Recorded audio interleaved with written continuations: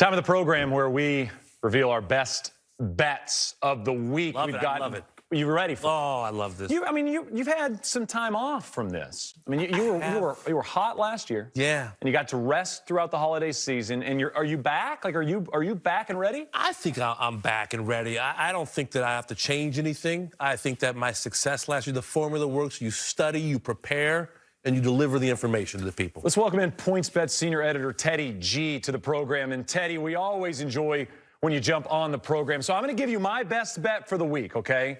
And I got to tell you, I'm starting it off a little slow. This isn't some crazy bet. Patrick Cantlay to top 20 is minus 200. Teddy, this is, you sit on the aisle seat, first row of an airplane. Easy in, easy out. This is driving the speed limit. I don't need to go 40 in a 35. I'm comfortable going 35 in a 35. This is a safety play.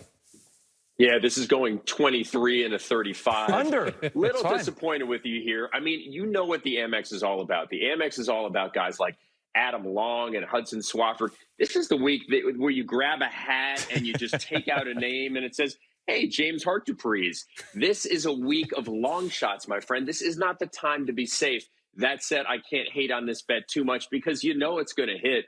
We're looking for a guy who hits a lot of greens and makes a ton of birdies. And obviously, Patrick Cantlay can do that in his sleep. You could have just said you look for UCLA Bruins, and that would have worked as analysis as well. Save some time. Save some time. Cut some show. Yeah. How about my best bet? I couldn't wait. I've been excited all day. Couldn't sleep last night. How about Justin Rose, low Englishman? I got plus 135. I got to beat. Plus money. Plus money. Just beat Aaron Rai, Luke Donald, and David Skin. I think I'm going to be. Yeah. Okay, your thoughts on that? We got a reborn Justin Rose, 41, refocused, a T12 at RSM, T9 at Hero. What do you think? Damon, it makes some sense. He doesn't exactly have to take out, Nick Faldo and Ian Woos. Oh, no, wait, not Ian Woos in the wrong country, but and Monty in their prime. So it's not a great competition, although Luke Donald is finding the fountain of youth, obviously performed well at the Sony. So plus money here, this makes sense. However, I prefer Justin Rose at the tougher tracks, right? Kind of the U.S. Open type places where he doesn't have to go crazy low.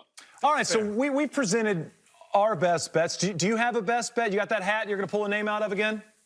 Yeah, should we start with the outrights or the best bets? What do you want to do? Wherever you want to go, Teddy. We follow you, baby.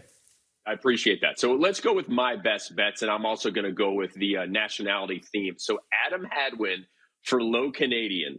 Shout out to my wife, Nori, who's from Toronto. Now, Adam Hadwin has a ridiculously fantastic history in this event.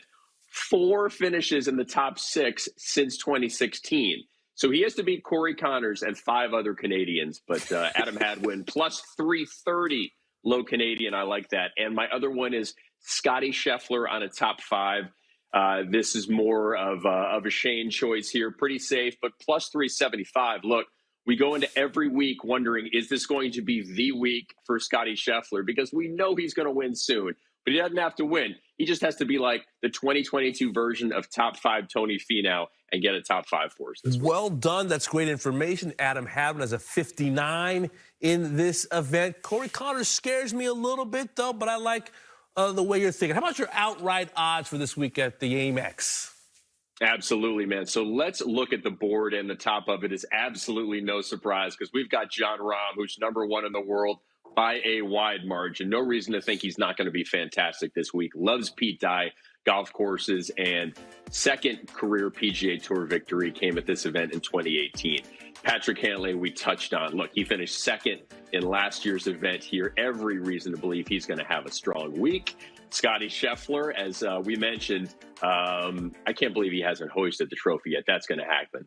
Sungjae Im, 3 good results here, tied for 12th, 10th, and 12th. And finally, Tony Finau, under the radar and a good price that you saw and trending upward, had 4 good rounds at Kapalua, the final of which was 65.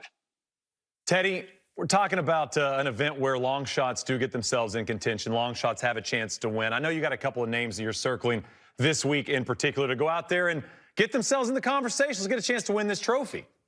Yeah, a guy you guys know. I have my eyes on Sahith Theegala. 250 to 1 if you really want to roll the dice, or plus 700 for a top 20. This man, as you guys know, highly decorated college player from Pepperdine. So he's local. He's got the California flavor.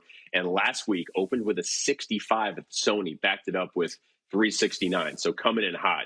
And then Nick Hardy, my Illinois homie, strong driver, strong putter, recently engaged. Now, in honor of Tim Rosafort, sources tell me that there is an area of potential friction in the relationship between Nick and his fiancee, Liz. Liz is a vegan. Nick likes to sneak out to Chipotle. So assuming he's able to follow that meal path unimpeded, I like his chances this week. I love the nod, the ode to the insider, Tim Roseford. How about NFL playoffs? You know, we're talking golf, talking football. Which lines stand out to you that are moving? What are you seeing? Damon, you are crushing it in your NFL picks this week. So please, the minute after you place a bet, talk to your boy Teddy G about this. A couple interesting ones. San Francisco at Green Bay. This line opened at 5.5, and it's now up to 6, largely based on uncertainty with San Francisco and the injury situation. Does Jimmy G have a shoulder issue? Will Nick Bosa recover from his concussion? So some uncertainty there in the market. And then the other one. This is an interesting one. Bills at Chiefs. The line opened at 2.5, and it's down to 1.5, even though 76% of the money that PointsBet has taken on this game is on the Chiefs. So we are seeing the phenomenon of reverse line movement, where it's not going along the lines of the money. And the explanation for this that our traders always say is sharp money. So here's how this sets up. This is going to be a public versus sharp game. The public is going to be on the Chiefs. The sharps are going to come in late on the Bills, so they don't want to give those sharps a field goal. They want to give them only 1.5 with Buffalo. Teddy, we've been doing this with you now for a few months. Are we sharps or are we public? What are Damon and I here? We've got a sharp on the left. I'm sorry, a sharp on the right and a public on the left. I think Damon is the one that our traders fear. I'll double check this with Jay Croucher. Fair. But he's the one who we're going to have to cut off at some point. And I understand, and I think that's accurate. I want to be feared. You're I think I'm loved, but I want to be feared. You are feared. Teddy's scary. Teddy G, we always appreciate the time and the insight. We'll check back with you next week. You guys have a good one.